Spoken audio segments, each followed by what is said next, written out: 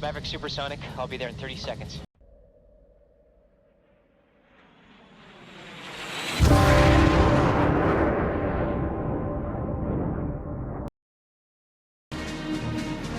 Falcon 6, you're cleared for takeoff, runway 30, over.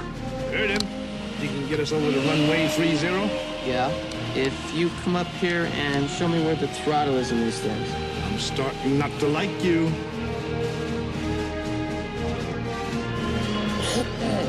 Tower, this is Falcon 6, ready for takeoff.